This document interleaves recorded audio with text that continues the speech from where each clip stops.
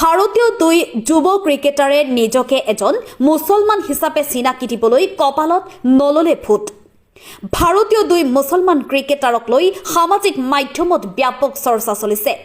কোনোবাই প্ৰশংসা কৰিছে, আকৌ আন কোনোবাই সমালোচনাও কৰিছে। কিন্তু কোন এই দুই মুছলমান ক্ৰিকেটাৰ যিসকলক লৈ আৰম্ভ হৈছে বিতৰ্ক? এইখিনিতে এটা কথা উল্লেখ নকৰিলে ভুল হ'ব, ইছলাম ধৰ্মত ফুট লোৱাৰ কোনো পৰম্পৰা নাই। মুছলমানসকলে কপালত ফুট নলয়।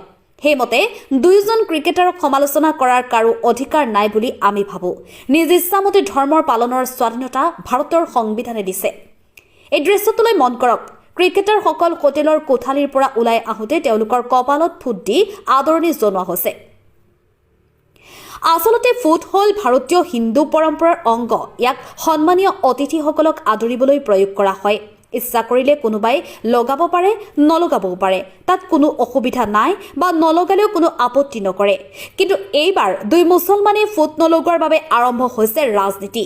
মহম্মদ চিৰাজ আৰু উমৰান মালিকে নললে ফুট, তাকে লৈ আৰম্ভ হৈছে বিতৰ্ক। আচলতে ইয়াত বিতৰ্কৰ কোনো কাৰণ নাই। বিতৰ্ক কৰিব লাগে বুলি একাংশই বিতৰ্ক কৰিছে।